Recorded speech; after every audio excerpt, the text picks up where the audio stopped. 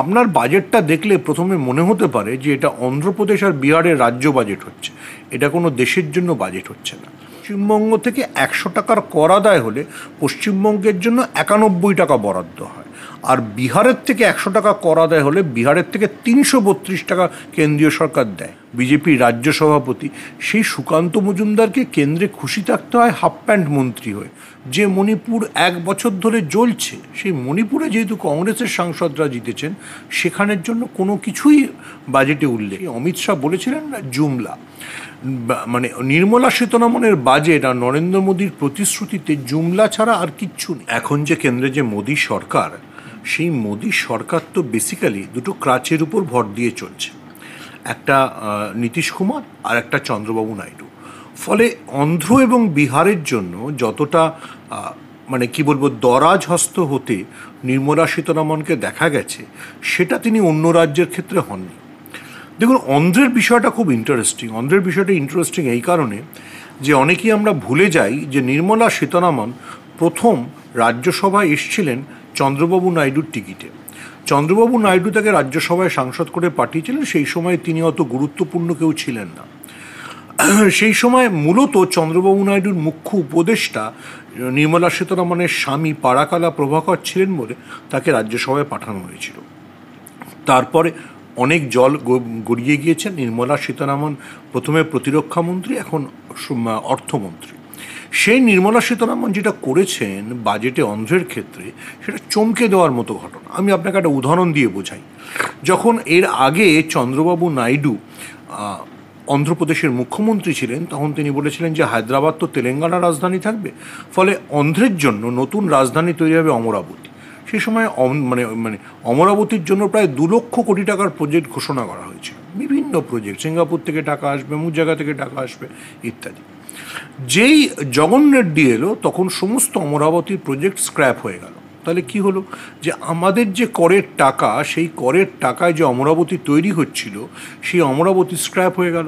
তখন জগন রেড্ডিকে বেশি দরকার ছিল বিজেপি। কেউ একটা কথাও বলেনি কেন অমরাবতীর সমস্ত প্রজেক্ট স্ক্র্যাপ হয়ে যাচ্ছে, টেন্ডার বাতিল হচ্ছে ইত্যাদি। যেই আবার চন্দ্রবাবু নাইডু ফেরত এসছেন, আবার অমরাবতীর প্রজেক্টের জন্য কেন্দ্রীয় সরকার বলেছেন 15,000 কোটি টাকা দেবে।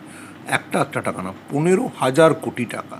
তার মানে একবার টাকা পেল চন্দ্রবাবু নাইডু, একবার যখন সেই সমস্ত টেন্ডারগুলোকে বাতিল করলেন, আবার টাকা এলে, সব কিন্তু হচ্ছে আমাদের করের টাকায়। আপনার বাজেটটা দেখলে প্রথমে মনে হতে পারে যে এটা অন্ধ্রপ্রদেশ আর বিহারের রাজ্য বাজেট হচ্ছে, এটা কোনো দেশের জন্য বাজেট হচ্ছে না। আপনি শুধু পশ্চিমবঙ্গ নিয়ে কেন আলোচনা করবেন? আপনি দেখুন যে মণিপুর জাতি দাঙ্গায় দীর্ণ, যে মণিপুর 1 বছর ধরে জ্বলছে, সেই মণিপুরে যেহেতু কংগ্রেসের সাংসদরা জিতেছেন, সেখানের জন্য কোনো কিছুই বাজেটে উল্লেখ নেই, কিন্তু হ্যান ত্যান অন্য বাজেটে উল্লেখ আছে। দেখুন, পুরো বিষয়টাই হচ্ছে, মানে সেই অমিত শাহ বলেছিলেন না জুমলা, মানে নির্মলা সীতারমণের বাজেট আর নরেন্দ্র মোদীর প্রতিশ্রুতিতে জুমলা ছাড়া আর কিচ্ছু নেই। পশ্চিমবাংলার জন্য কি আছে বলুন? পশ্চিমবাংলাতে যেহেতু পশ্চিমবাংলা থেকে বিজেপি তাদের কাঙ্ক্ষিত আসন পায়নি, তাই না আছে পশ্চিমবাংলার রেল নিয়ে কোনো কথা, না আছে পশ্চিমবাংলার বন্যা নিয়ন্ত্রণ নিয়ে কোনো কথা। অথচ বিহারের বন্যা নিয়ন্ত্রণ, অথচ আসামের বন্যা নিয়ন্ত্রণ, তাদের জন্য কয়েকশো কোটি করে টাকা বরাদ্দ হয়েছে। তাহলে কি পশ্চিমবঙ্গে বন্যা হয় না? মমতা বন্দ্যোপাধ্যায় যেটা বলেছেন সেটা একদম ঠিক, বা তৃণমূলের সাংসদরা আগে থেকে যে অভিযোগটা করছিলেন যে আপনি নির্মলা সীতারমণের কাছ থেকে কিছু প্রত্যাশা করতে পারেন না।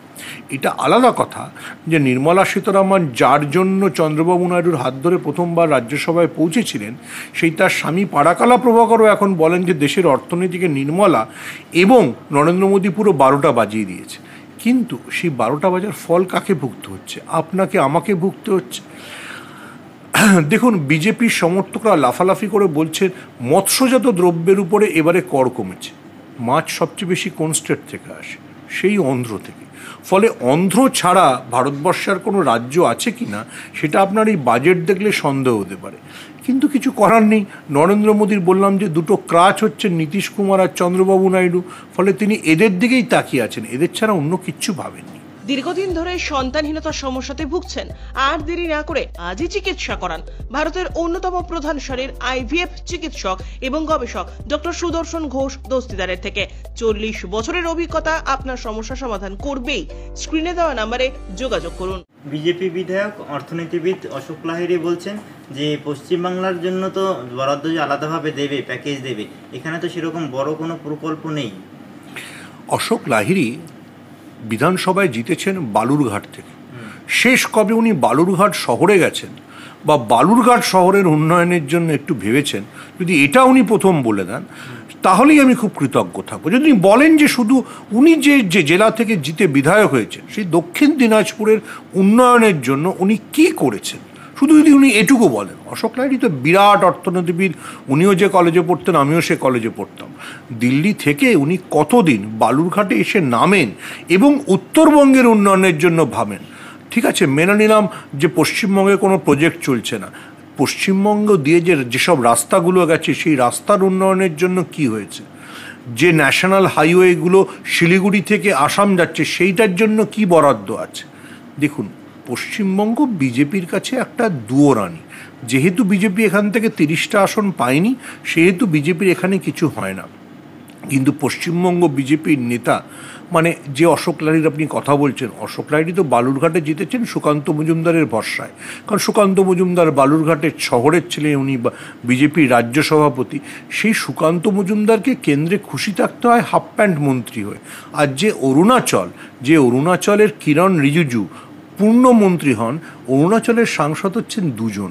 তাহলে যে রাজ্যে 2জন সাংসদ বিজেপির সেখান থেকেও একজন পূর্ণমন্ত্রী হয়, আর যে রাজ্যে 12 জন সাংসদ সেখান থেকে কোনো পূর্ণমন্ত্রী হন না। মানসিকভাবে সুস্থ থাকাটা আপনার অধিকার। বেশি রাগ, দুঃখ, হতাশা, ভয়, অবসাদে মানসিক অসুস্থতার মধ্যে আনন্দ ফিরে পেতে আজই চিকিৎসা করুন। অনলাইনে কাউন্সেলিং এর সুযোগ রয়েছে। Get your minds best friend doctor BG Dastidar. স্ক্রিনে দেওয়া নম্বরে যোগাযোগ করুন। যদি অশোক লাহিড়ী তো দিল্লিতে থাকেন, যদি একবার বলে দেন যে দিল্লি থেকে এসে উনি বালুরঘাটের জন্য, দক্ষিণ দিনাজপুরের জন্য, আত্রেই পুনর্ভবা নদীর সংস্কারের জন্য কি কাজটা করেছেন বা কেন্দ্রের কাছ থেকে কোন প্রজেক্টটা নিয়ে এসছেন, তাহলে আমি বুঝবো। আত্রেই নদীর সংস্কার নিয়ে তো দীর্ঘদিন ধরে সুকান্ত মজুমদার অনেক কথা বলেছেন। আত্রেই পুনর্ভবা নদীর সংস্কারের কি হলো? সে রিভার কমিশন তো কেন্দ্রের দায়িত্বে, নদী সংস্কার তো কেন্দ্রের দায়িত্ব, সে ব্যাপারে একটু অশোক লাহিড়ী বলুন না। এই যে অভিষেক ব্যানার্জি বলছিলেন যে শুভেন্দু অধিকারী যেটা বলেছে সেটারই মানে বাস্তবায়ন করেছে নরেন্দ্র মোদী সরকার, যে জো হামারে সাথ হাম উনকে সাথ। কিন্তু অভিষেক বন্দ্যোপাধ্যায় একদম ঠিক বলেছেন। দেখুন কীরকম মজাটা, সেটা হচ্ছে যে রাজস্থানে 25 জন সাংসদ, রাজস্থানে এবারে বিজেপি পেয়েছে 14টা আসন, কংগ্রেস পেয়েছে 11টা আসন। আপনি দেখবেন না বাজেটে ওই জন্য রাজস্থানের বিষয়ে কোনো উল্লেখ আছে। যেখানে বিজেপির সাংসদ সংখ্যা কমেছে সেখানে বিজেপির কোনো উল্লেখ নেই। সেই জন্যই পশ্চিমবঙ্গে মানে যেটা শুভেন্দু অধিকারী বলেছেন সেই ফরম্যাটেই চলেছে, অর্থাৎ যারা আমাদের ভোট দেয়নি তাদের জন্য আমরা কিছু করব না। এটা তো ভারতবর্ষের যুক্তরাষ্ট্রীয় কাঠামো হতে পারে না। এই সরকারটা তো শুধু নরেন্দ্র মোদী, অমিত শাহর খুশি আর গুজরাটের জন্য চলতে পারে না, শুধুমাত্র গুজরাটের বানিয়াদের জন্য তো একটা সরকার চলতে পারে না।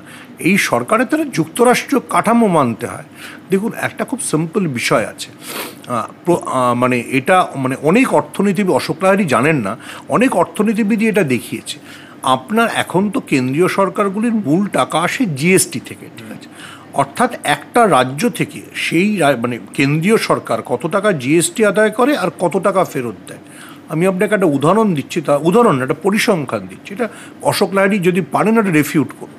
সেটা হচ্ছে যে পশ্চিমবঙ্গ থেকে 100 টাকার কর আদায় হলে পশ্চিমবঙ্গের জন্য 91 টাকা বরাদ্দ হয়, আর বিহারের থেকে 100 টাকা কর আদায় হলে বিহারের থেকে 332 টাকা কেন্দ্রীয় সরকার দেয়। তাহলে কোনটা এক চোখামি আমরা বুঝতে পারবো না? বিহার এতটাই প্রিয় কারণ বিহারের নীতিশ কুমার নরেন্দ্র মোদীকে তুলে ধরে রেখেছেন প্রধানমন্ত্রী হিসেবে, আর মমতা বন্দ্যোপাধ্যায় যেহেতু তাকে এমপি দেননি সেহেতু মমতা বন্দ্যোপাধ্যায় প্রিয় নন।